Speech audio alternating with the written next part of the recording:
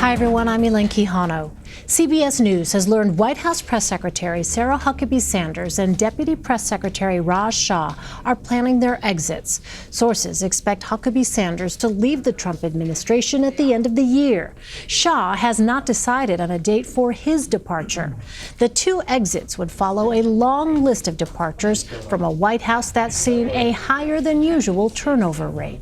CBS News White House reporter Jacqueline Alemany broke the news, and she joins me now from Washington. So, Jackie, you asked the White House for comment. What are they saying? I did. We were not able to reach the White House for comment prior to the publication of our story, but I did hear from Raj Shah and Sarah Huckabee Sanders when the story posted, and it's safe to say they were both not pleased with the reporting. They did not provide comment to CBS News, but we just saw a tweet from Sarah Huckabee Sanders that wasn't a denial of our story, but a claim that she loves her job. So take that as you will. Okay, so no denial, though. No denial. What would these departures mean for the White House?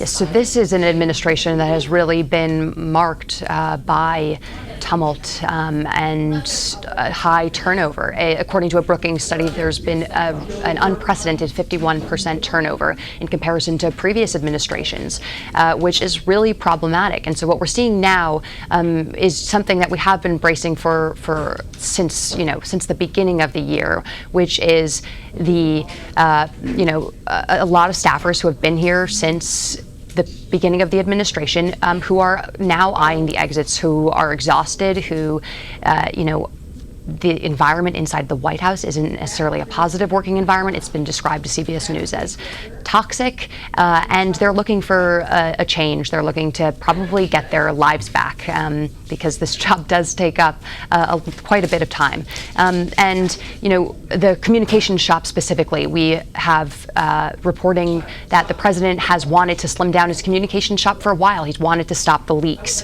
And there have been people here and there who have left. We had Kelly Sadler leave from the communications shop. We had Cliff Sims. We had Stephen Chung. They've all left in the past month. And we're going to see that trimming down continue. People speculated once Hope Hicks left, Trump's communications director, a few months ago, that he wouldn't actually replace her role and that he would really be his own communications director. And that is a lot of what we've seen. And so, Sarah Huckabee Sanders isn't leaving until the end of the year, according to our sources, which again also isn't unprecedented. When you compare that to previous administrations, the average time served is about 2 years. And Raj Shah has also been around for a while, and his time frame isn't specified according to our sources. But we've also heard that we'll continue to see, a trickling out of staffers, especially come midterms in November. Well, tell us about the significance of Sarah Sanders leaving before any possible bid for the president's reelection. Again, Elaine, I don't think this should really come as a big surprise to many, but it is going to be a big blow to the president because Sarah has really stepped up after Sean left on kind of a sour note. And Anthony Scaramucci spent a very tumultuous 10 days there. Sarah stepped in and has been at bat for the president, defending him on television. It's a tough job facing the press, facing us, and she's had to endure her fair share of criticism from Michelle Wolf at the White House Correspondents' Center,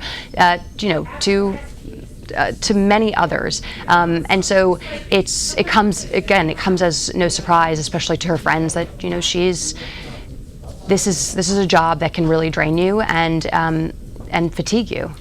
And obviously, it sounds like it's very early yet, but has there been any word at all? Are you hearing anything at all about possible replacements? No, I haven't. Really, when I've checked in with my sources about this, what the responses I've gotten back is I have no idea who would take that job.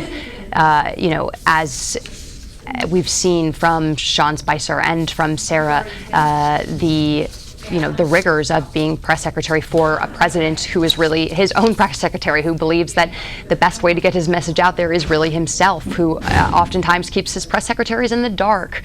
Sarah's been put on the spot a lot recently when it comes to Stormy Daniels and about just various pieces of information that the press, have called her out on for getting wrong. And, you know, it's unclear whether or not she knew that she was inaccurate when she was making various statements, or if she was fed that inaccurate information to begin with. And that's just not a position that a lot of people are going to willingly sign up for.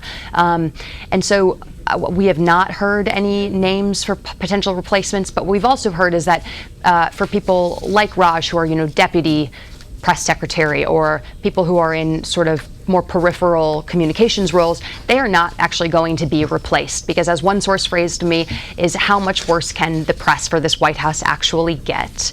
So, you know, why keep a bloated communications shop? But I think the lack of names also speaks to an even bigger problem that this White House is going to face come their third year of the administration, which is a really tough time recruiting solid talent and qualified people to come join the White House to work for the president. I think what we're going to see is a streamlining, a very big streamlining. We're going to see a lot more direct reports, people like John Bolton, Larry Kudlow, senior advisors reporting directly to the president. I think that there will be organizational shifts that we're going to witness here as this White House struggles